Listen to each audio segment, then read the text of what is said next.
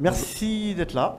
Euh, donc l'idée d'aujourd'hui, c'est d'essayer de vous présenter un peu ma vision de, on va dire, de la Sécu Zero Trust que j'ai positionnée sur un Azure. Parce qu'aujourd'hui, beaucoup d'entreprises en fait migrent vers Microsoft 365 avec Office, SharePoint, OneDrive, Teams, etc.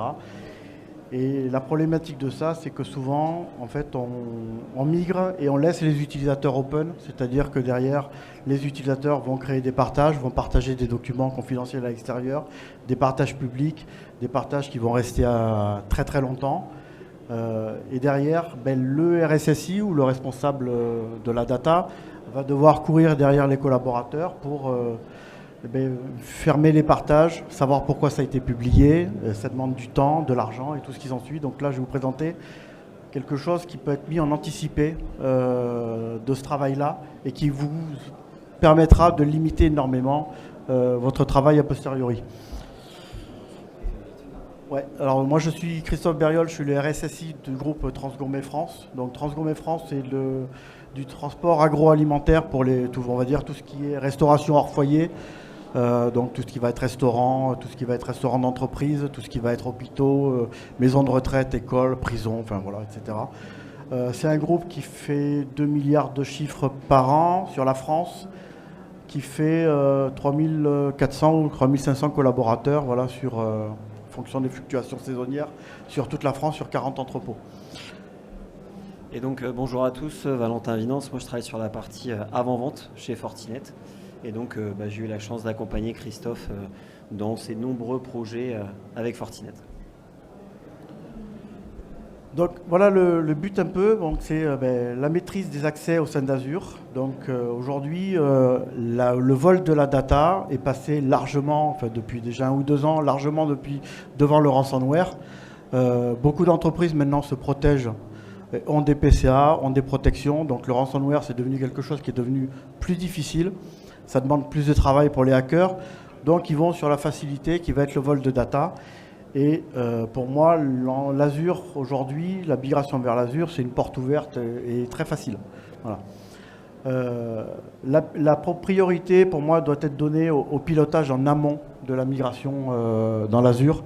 C'est-à-dire que je n'attends pas d'avoir migré l'ensemble de mes datas pour travailler à une posture de sécurité parce que je la travaille toujours trop tard. Et le contrôle après coup, voilà, c'est ce qu'on écrit. En fait, le contrôle après coup implique des dispositifs lourds. Donc, vous avez des solutions qui existent du marché. Hein. D'ailleurs, il y en a quelques-unes qui sont présentées aussi ici. Mais ce sont toujours des solutions qui vont vous alerter a posteriori de l'exfiltration de la donnée, a posteriori de la mise à disposition de la donnée, a posteriori du partage public. Et donc, en fonction de comment vous traitez ce sujet a posteriori, ça peut rester des semaines, des mois ouverts sans que personne ne s'en souvienne, sans que personne ne le sache, avec des données qui sont potentiellement confidentielles. Et donc c'est un risque pour votre entreprise en termes de données volées, en termes de données RGPD et en termes d'images, puisqu'à partir du moment où j'ai réussi à exfiltrer de la donnée, je vais en mettre un petit peu sur le dark web. Voilà, je vais vous dire, j'ai réussi à vous piquer de la data. Même si j'ai piqué 100 gigas, je vais vous dire, j'en ai piqué 3 Tera. Vous n'avez aucun moyen de contrôle. Et derrière, votre image va en prendre un coup. Donc l'idée, c'est de protéger tout ça avant. Alors, voilà l'idée. Donc, de mon côté, voilà comment j'ai implémenté les choses. Ouais, ça va. Donc la partie OneDrive, donc on a aujourd'hui, dans la partie 365, on a OneDrive, SharePoint, Teams. Voilà, ce sont les 3 environnements qui aujourd'hui stockent de la data. La partie OneDrive, de ma vision, est obligatoirement bloquée sur le compte de l'utilisateur. Le OneDrive, c'est ma donnée, c'est mes documents. Je ne partage pas mes documents avec quelqu'un, que ça soit en interne ou en externe de l'entreprise. Donc c'est partage zéro, voilà, rien. Pas de passe-droit, pas de machin, personne. La deuxième partie, qui est un peu plus compliquée, c'est la partie SharePoint. SharePoint, c'est du collaboratif, on a besoin de travailler ensemble, on a besoin d'échanger des documents, il faut qu'on puisse travailler en commun sur des dossiers. Donc, bien entendu, la version 365 permet de faire du collaboratif et on ne peut pas verrouiller tout ça. Donc, comment nous, on a géré ça chez Transgourmet? En fait, on a décidé que chaque service avait son SharePoint. Les groupes, les droits sur chaque SharePoint sont basés sur des groupes AD. Donc, les groupes de l'Active Directory qui remontent dans l'Azure, donc on est en hybride. Donc, c'est faisable aussi si vous êtes full 365, il n'y a pas de souci, c'est le même process. Ça sera juste sur des groupes directement de l'Azure. Et ces groupes sont donnés sur 2 méthodes différentes. Donc, première méthode, sur le modèle airbag, c'est-à-dire c'est la donnée RH qui est maître et qui dit telle personne fait partie de tel service. Donc, automatiquement, elle est intégrée dans le groupe qui correspond, je ne sais pas moi, par exemple, au service RH. On va prendre un groupe complexe. Service RH. Donc, j'arrive dans le service RH. Automatiquement, j'ai le SharePoint RH. Et j'ai par défaut aussi tous les SharePoint qui sont communs entre le service RH et d'autres services qui peuvent être direction, contrôle de gestion, gestion des entrepôts pour nous, etc. etc. Donc tout ça, c'est affecté de façon totalement automatisée. Le deuxième possibilité d'avoir cet accès-là, c'est l'utilisateur ou son manager qui va en faire une demande via... Alors nous, on a une solution d'IAM qui a été positionnée, qui permet, avec un système de workflow, d'autoriser ou pas en fonction de la personne qui est référent du dossier, on va dire, ou du SharePoint. Donc, elle reçoit une demande. L'utilisateur A veut accéder au SharePoint RH. Je l'autorise, je ne l'autorise pas. Si je l'autorise, il rentre dans le groupe et par défaut, il a accès au SharePoint. Donc, l'avantage de ça, c'est que vous n'avez aucun groupe, aucun accès qui soit nominatif. C'est que des groupes AD. Aucun utilisateur a la possibilité de dire « j'ajoute quelqu'un d'autre dans le groupe » ou quelqu'un d'autre dans le SharePoint, puisque tout passe par les groupes AD, tout le reste a été verrouillé. Et si j'ai un document qui est dans le SharePoint RH et que je veux le partager à quelqu'un d'autre à l'extérieur de l'entreprise, ou même à un autre service qui n'a pas l'accès à ce SharePoint, le lien étant fait sur un groupe AD dans lequel je dois être présent, le lien n'amènera nulle part. Il dira, tu n'as pas l'autorisation d'accéder à ce document. Et donc, en fait, on verrouille en amont l'accès à la data dans les SharePoint. Et là, vous n'avez plus de problématiques, ou très peu de problématiques de liens publics, de liens croisés entre les services qui ne devraient pas, de données accessibles à des personnels qui ne devraient pas y avoir accès, puisque tout est géré en amont via, on va dire, voilà, le modèle airbag pour l'affectation automatique ou le workflow pour les affectations manuelles. C'est un peu speed, mais est-ce que j'ai été clair là-dessus? Est-ce que c'est bon? Ok, très bien. Tant mieux, ça m'arrange. Le dernier point, Teams. Alors, bien entendu, on a des projets, on travaille avec des partenaires extérieurs, on communique avec des clients, on a besoin de faire du partage de data à l'extérieur de l'entreprise. Tout ça, ça se fait obligatoirement par Teams. C'est le seul canal qui est disponible à l'extérieur de l'entreprise. Comment j'autorise et comment je contrôle Teams? Aujourd'hui, quand j'invite quelqu'un dans Teams, ça crée un guest dans l'Azure. Et alors, je vous le dis, chez nous, on a laissé tout open, c'est cadeau. Donc aujourd'hui, c'est le bordel. Voilà, je vous le dis comme ça. Mais on va verrouiller tout ça. Et en fait, l'idée, c'est que le guest doit être validé par quelqu'un. Donc, c'est-à-dire, vous fermez toutes les portes et vous avez un système de workflow, donc d'un formulaire, une demande, je ne sais pas comment vous pouvez l'avoir, qui dit, voilà, je veux autoriser telle adresse mail à rentrer dans le Teams pour pouvoir l'inviter dans une équipe. Et à ce moment-là, seules les personnes qui sont autorisées à être inscrites comme guest auront accès à votre environnement Teams. Avec des dates de limite, c'est-à-dire que tous les 90 jours, il faut une réévaluation du guest. Voilà, il y a un peu de travail sur le sujet, mais à un moment, quand on veut protéger sa data, de toute façon, on n'a pas le choix, il va falloir un peu bosser. Mais ça vous permet d'être sûr que vous n'avez pas d'équipe qui soit ouverte à n'importe qui. Et derrière, si vous révisez tous les 90 jours, au bout de 90 jours, s'il n'y a pas eu réévaluation du guest, le compte guest est supprimé automatiquement. Donc, vous avez le responsable de la com qui gueule, il refait une demande et il repasse dans le circuit. Et la fois d'après, il répondra au mail de sollicitation, est-ce que ton guest doit continuer? Quand tu l'auras fait une ou deux fois, il répondra au mail. Donc, voilà un peu l'idée de ce que j'appelle, moi, le blocage en amont des données dans tout l'environnement 365, qui vous évite un très gros travail a posteriori de contrôle, de surveillance, d'aller à la pêche aux informations. Est-ce que le partage c'est normal, pas normal, pourquoi lui il a le partage, pourquoi il l'a pas, voilà. Ou de carrément supprimer tous les partages avec toute la frustration qui peut en découler dans les équipes qui travaillent. Est-ce que sur ce slide vous avez des questions là-dessus? Oui.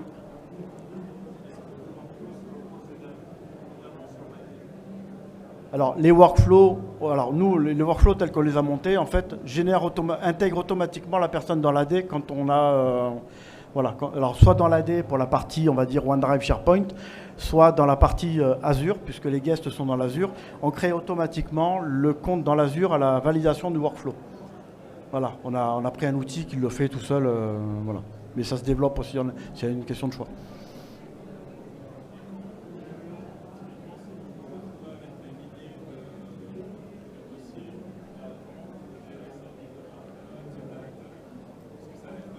Non, enfin, alors nous aujourd'hui, ça fait pas tant de groupes que ça, parce qu'en fait, il faut le découper.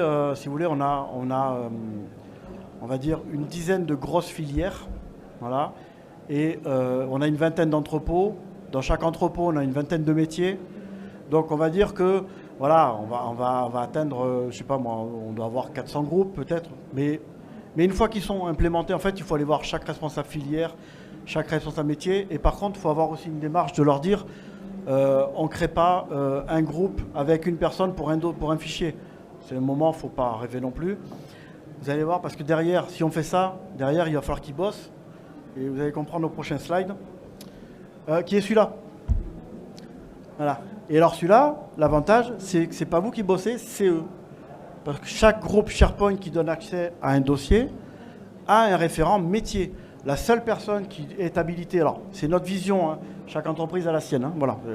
Chaque personne qui est habilitée à donner les droits sur un dossier SharePoint, c'est une personne du métier concernée par le SharePoint. Donc c'est une personne des RH, c'est une personne du commerce, c'est une personne de l'entrepôt, c'est une personne du marketing. Donc le jour où on doit remettre en recertification l'ensemble de ces droits, c'est le responsable du groupe SharePoint qui reçoit les informations de recertification et il doit recertifier les personnes. Donc, plus il demande de groupe, plus il aura de boulot à recertifier. Et quand vous leur expliquez ça en amont du reste avec le reste, les mecs ils comprennent un peu et on va peut-être regrouper des trucs alors à ce moment-là. Ce sera plus facile. Voilà. Vous comprenez? Oui.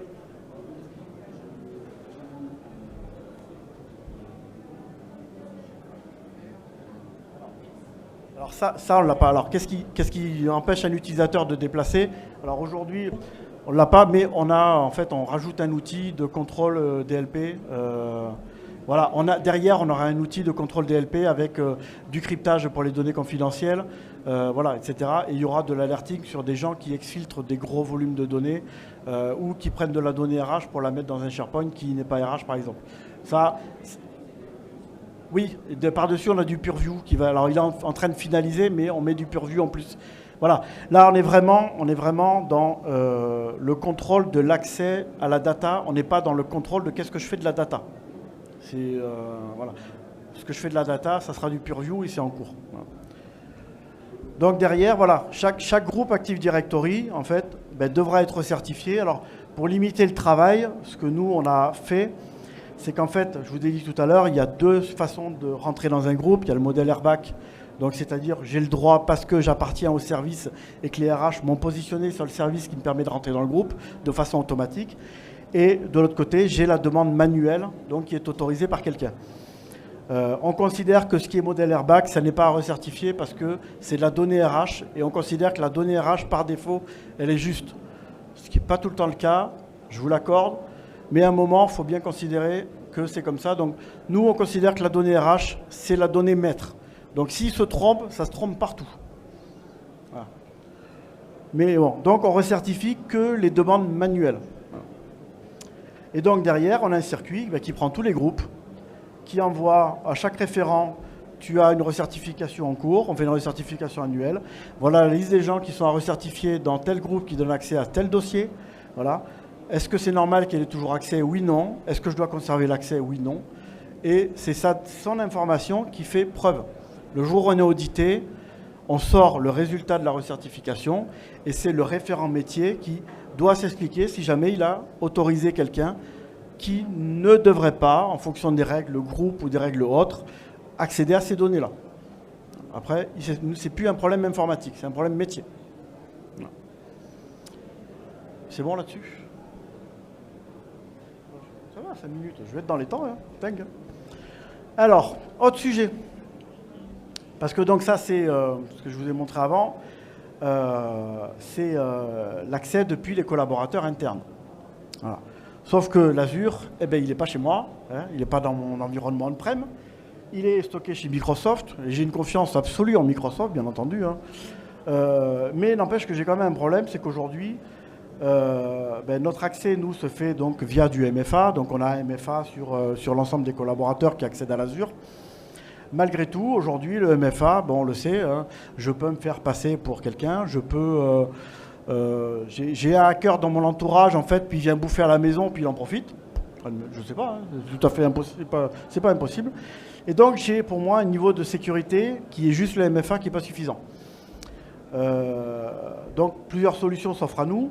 On peut utiliser donc de l'accès conditionnel dans l'Azure, ce qui nécessite de l'Entra ID plan 1 qui coûte un bras, voilà, voire 2 bras, en fonction du nombre de personnes que vous avez. Ou on a une autre solution, voilà, on a travaillé un peu avec Fortinet, qui permet de faciliter tout ça, qui est en fait la règle dans Entra, qui est de dire que je n'autorise l'authentification d'une personne qu'à partir du moment où elle vient d'une certaine adresse. C'est-à-dire que je bloque, en fait, je travaille en whitelist d'adresse IP, en entrant dans l'intra. Voilà.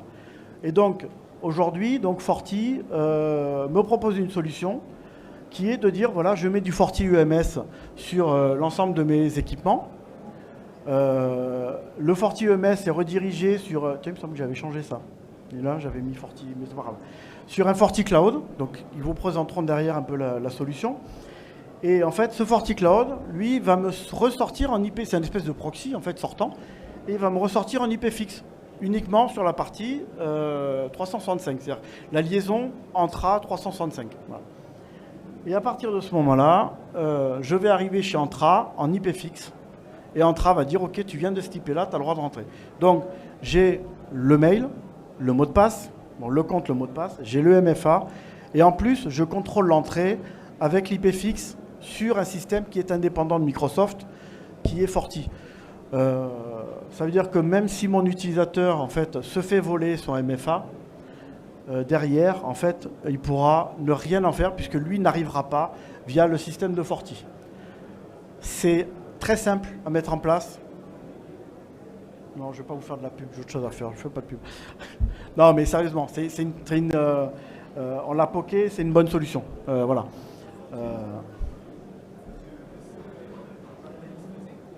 Non, FortiUMS, c'est l'outil sur le téléphone. Mais il va vous présenter après, il va vous expliquer. On a les deux. Le MS, finalement, ça va être le serveur qui va permettre de manager tous les devices, qu'ils soient mobiles ou ça peut être des PC de l'entreprise, des Mac. Voilà. Et donc, la limitation de cette adresse IP, en fait, verrouille mon intra. Voilà. Et à partir de là, je considère que je suis verrouillé et que le risque, quand même, est très, très amoindri. Voilà. Bien comme je dis que j'ai super confiance en Microsoft. Hein. Donc voilà pour ma partie, donc 19 minutes, et putain, c'est la classe. Donc la suite, c'est Forti qui va le présenter parce que techniquement c'est eux qui savent, c'est eux les meilleurs. Moi je suis là juste pour leur faire la guest.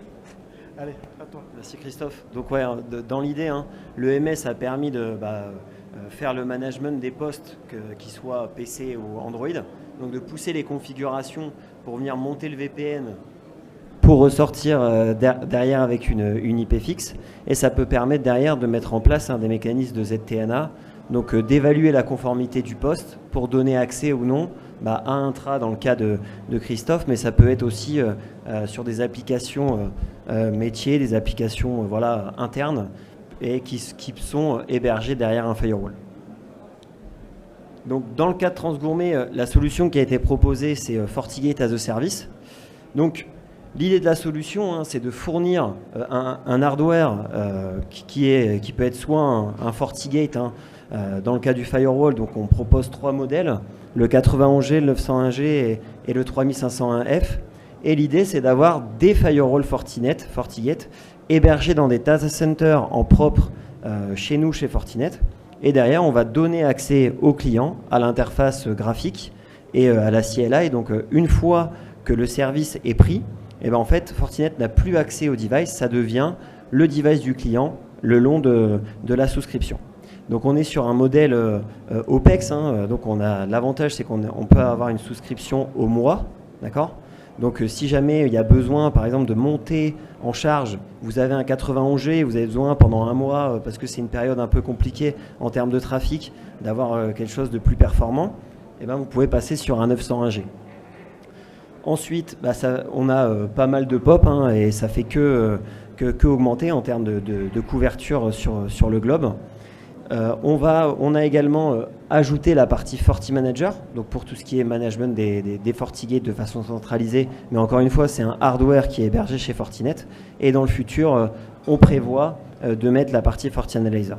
Donc, vous allez me demander qu'est-ce qu'on gagne finalement à être en hardware as a service. Déjà, vous profitez des performances des FortiGate, donc nos ASIC sur la partie performance, on n'est pas sur des VM, on est vraiment sur des boîtiers en mode hardware. Vous choisissez également la bande passante que vous avez besoin, et dans le cas de Transgourmet, vous pouvez décider d'avoir des IP publics dédiés, ce qui peut permettre derrière d'enforcer l'IP, le whitelisting côté Azure, côté intra. Donc, comment ça se passe une souscription sur FortiGate as a Service? Donc, dans un premier temps, vous allez sélectionner un data center. Donc, ça peut être en France, en Espagne, etc. Je vous montrerai la carte juste après.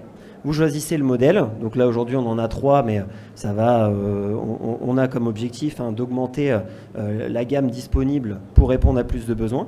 Ensuite, vous choisissez le service bundle. Donc, traditionnellement, comme sur un FortiGate, vous allez avoir les bundles UTP, les bundles Enterprise, ATP, avec l'IPS, le web filtering, etc. Et finalement, vous choisissez vos IP. Est-ce que vous voulez des IP publics? Combien? Est-ce qu'elles sont dédiées? Est-ce qu'elles sont partagées avec plusieurs clients? Et finalement, vous décidez de la bande passante. Et une fois que vous avez sélectionné ces éléments-là, au bout de 5 minutes, vous allez avoir accès à l'interface du FortiGate, et derrière, ça devient le vôtre. Et donc, vous pouvez, si vous avez déjà un FortiManager, vous allez pouvoir directement l'associer à votre FortiManager pour le piloter comme un FortiGate. Donc voilà. Donc, dans le cas de Transgourmet, le use case, c'était vraiment de faire un concentrateur VPN pour sortir avec une IP publique. Mais le FortiGate as a Service peut avoir plein d'autres fonctions. Donc, ça peut être un hub SD-WAN. On peut imaginer avoir 2 FortiGate as a Service à deux localisations différentes en cluster pour faire un dual hub. On peut porter le dual hub dans un FortiGate as a Service, et on peut bien sûr faire du ZTNA, du contrôle wireless, donc avec nos FortiAP, voilà, vous pouvez contrôler vos bornes Wi-Fi avec le FortiGate as a Service. Et puis on peut finalement, pour des entreprises comme Transgourmet, où finalement la population est vraiment en France, et en fait il n'y avait pas velléité à partir sur une solution type SASI, avec des points de présence vraiment as a Service un peu partout dans le monde. L'idée, c'est d'avoir quelque chose de souverain, maîtrisé, pouvoir maîtriser les mises à jour, pour avoir le troubleshooting, comprendre ce qui se passe à tout moment. Et si on est déjà sur un environnement Fortinet, ça a tout son sens de compléter sur des fonctions annexes avec le FortiGate as a Service. Donc, en termes de localisation, aujourd'hui, ça fait que croître, mais aujourd'hui on est présent sur l'Europe et également sur les États-Unis. Et comme je le disais, si on veut faire du géoclustering, rien ne nous empêche en France de dire je prends un FortiGate sur Paris, je prends un FortiGate à Londres, et derrière j'ai mon géocluster que je mets en place avec mes FortiGate, comme je pourrais le faire sur un data center en propre. Donc là, pour le cas de Transgourmet, c'était vraiment le FortiGate as a Service qui était, en correspondance avec les besoins. Et donc maintenant, côté Fortinet, dans le portfolio, on a la partie FortiSASI. Et donc la partie FortiSASI, ça va permettre d'avoir plus d'agilité. Donc là, on est vraiment sur un service en mode SaaS. On ne peut pas aller contrôler, piloter ce qui se passe vraiment sur le FortiGate. On n'a pas accès à l'OS directement. On a une couche d'abstraction pour venir piloter sur une plateforme vraiment en mode SaaS, en mode clé en main, la configuration de nos postes et aussi de la sécurité de nos utilisateurs distants. Donc le FortiSASI chez Fortinet, c'est finalement la combinaison de deux briques. Donc le SD-WAN, c'est de là d'où vient Fortinet. On s'est fait connaître sur le marché, on est leader sur la partie SD-WAN. Et l'idée aujourd'hui, c'est d'ajouter à notre offre globale la partie SSE, donc protéger les utilisateurs hybrides avec une solution en mode SaaS. Et on va avoir un éventail de possibilités. Donc la sécurisation de l'accès Internet, donc comme c'est finalement un proxy cloud. La partie aussi tenant restriction, donc avec la partie Secure SaaS Access. Donc ça rejoint un peu les use cases de Transgourmet où on pourrait limiter et de dire en fait un utilisateur d'une entreprise a le droit d'accéder uniquement au tenant d'entreprise et ne peut pas se connecter sur son tenant personnel, Google Drive, etc. Et puis ensuite, on aura la partie Private Access, Secure Private Access, où finalement, on aura un routage natif qui va être fait entre le point de présence FortiSASI et les firewalls sur le parc. Voilà. Je ne sais pas s'il y a des questions jusque-là, c'est vrai que je déroule, mais je sais pas. Non, c'est clair ? Et donc bien sûr, vous retrouvez toutes les fonctionnalités type CASB, le ZTNA. Voilà, en fait, on a pris des solutions qu'on maîtrisait. Donc dans le FortiSASI, vous allez retrouver un ensemble de composants maîtrisés par Fortinet, donc des firewalls, un EMS. Enfin voilà, c'est des choses qu'on ne voit pas quand on souscrit à FortiSASI, mais c'est des choses qui sont bien présentes en back-end. Et donc là, avec le FortiSASI, on a une couverture qui est vraiment mondiale. L'idée, c'est d'avoir des points de présence un peu partout pour répondre à des besoins d'utilisateurs nomades partout dans le monde. Et donc, voilà, comme vous pouvez le voir, on a des data centers qui sont en propre chez Fortinet. Où on a aussi de la colocation avec finalement des fournisseurs comme Equinix, etc., où on vient implémenter nos infrastructures là-dedans. Et puis ensuite, pour pouvoir étendre notre couverture, on a un partenariat qui a été fait avec GCP AWS, où on peut finalement venir implémenter du FortiSASI dans les points de présence GCP AWS. Voilà. Et donc pour finir, le but c'est de vous montrer finalement dans quel cas on part vers du FortiGate as a Service et dans quel cas on est sur du FortiSASI. Donc si on veut vraiment une approche SASI finalement, où on a une interface en mode full SaaS, en mode as a service, où on simplifie et on ne veut pas avoir la responsabilité des upgrades, des montées de version, de la maintenance, on va plutôt se tourner vers une architecture en FortiSASI. Et si on veut garder la maîtrise de nos infrastructures et faire un peu un SASI en propre, on va plutôt se diriger vers la partie hardware as a service et donc le FortiGate as a service. Et donc voilà, en termes d'inspection, en termes de puissance vis-à-vis de la menace des malwares, comme le disait Christophe, on est sur les mêmes produits, on est sur les mêmes solutions et en fait dans toutes nos solutions côté Fortinet, on va retrouver la puissance de notre Threat Intel FortiGuard. Donc j'en ai fini sur la partie FortiGate as a Service, FortiSASI, la comparaison entre les deux. Est-ce que c'est clair? Est-ce que vous avez peut-être des questions sur le mode de... Donc voilà. Oui.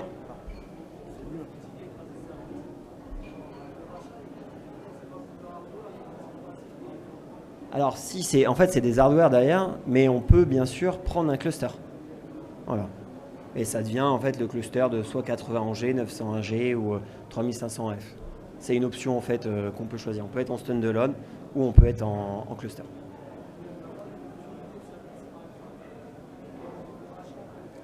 On peut faire du achat, ouais. sur un data center, ou après ce qu'on peut faire, c'est que si on veut du géoclustering, on va déployer 2 clusters à 2 endroits différents, et on va prendre une brique au-dessus, comme le Forti GSLB, pour faire du géo-DNS et dire un utilisateur qui est à Madrid va se connecter sur le POP de Madrid pour monter son tunnel, et l'utilisateur qui est en France va monter son tunnel sur le POP français pour avoir toute la sécurité, etc. Voilà.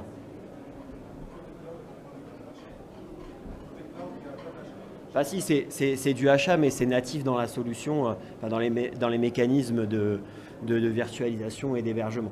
Voilà. Mais ce ne sont pas des hardware qui... Voilà, exactement.